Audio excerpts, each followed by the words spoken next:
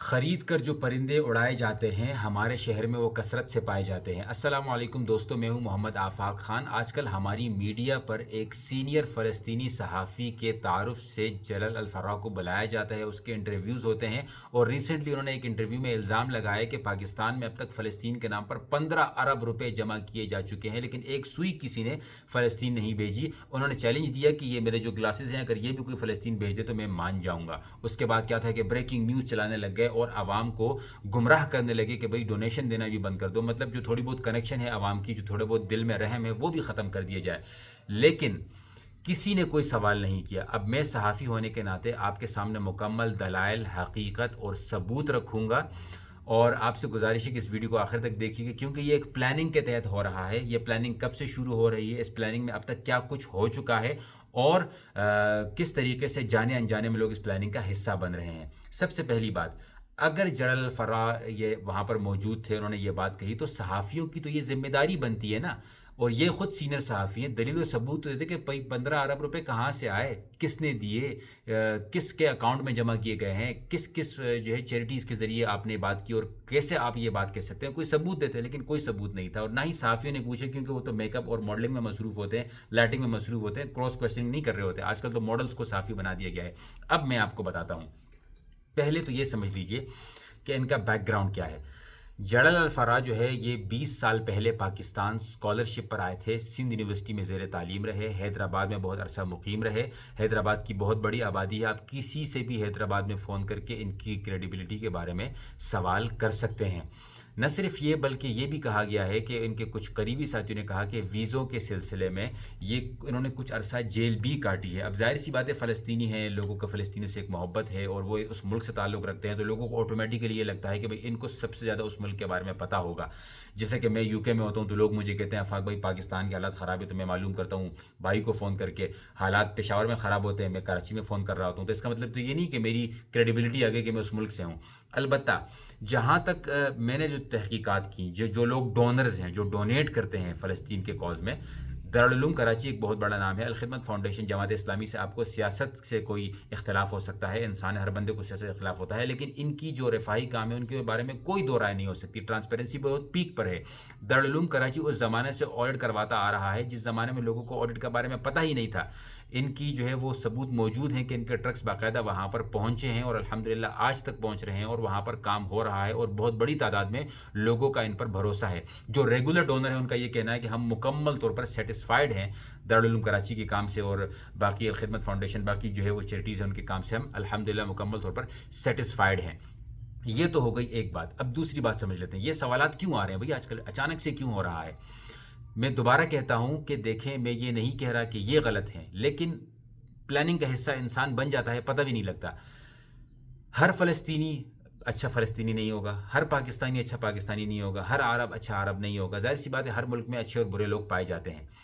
اسی طریقے سے ہر ملک میں جاسوس بھی پائے جاتے ہیں، جو دوسروں کے پلاننگ پر کام کرتے ہیں، دوسروں کے اعلی کار بن جاتے ہیں۔ میں دوبارہ کہتا ہوں، میں ان کی بات نہیں کر رہا، میں جنرل بات کر رہا ہوں، آپ کو سمجھ آ جائے کہ میں یہ کیوں کر رہا ہوں۔ ریسنٹلی ایک کمرشل آیا تھا، ایڈورٹائزمنٹ آئی تھی KFC کی، عربی زبان میں، اور یہ سوشل میڈیا پر مشہور کر دیا کہ بھئی فلسطینی خود KFC کھا رہے ہیں، تو پاکستانیوں کو، ترکیوں کو، انڈونیشینز کو، جو ہے وہ ملیشینز کو کیا مسئلہ ہے؟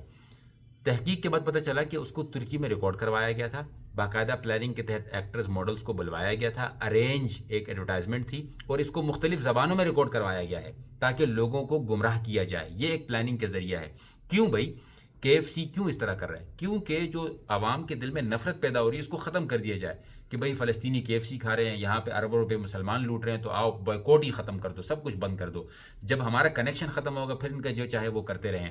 تو اب تک جو یہ کاز زندہ ہے، یہ اسی وجہ سے زندہ ہے کہ کوئی بائیکاٹ کر رہا ہے، کوئی ڈونیشن دے رہا ہے، جس کی جتنی طاقت ہے وہ اپنی حیثیت کے مطابق کر رہا ہے۔ اب ایک اور ثبوت جو ہے وہ سن لیجئے۔ جو ریسنٹلی ایک لیڈر کے جن کو شہید کیا گیا تھا، جن کے ہاتھ میں وہ ایک لکڑی تھی، تصویر بڑی وائرل ہوئی، جو انہوں نے جو ہے وہ رومال سے جو چہرہ ڈھانپا ہوا تھا۔ آپ کو پتہ ہے ان کا بگننگ میں کام ہی یہی تھا کہ جاسوسوں کو پکڑتے تھے، فلسطینی جاسوسوں کو وہ پکڑتے تھے، ان کا کام ہی یہی تھا۔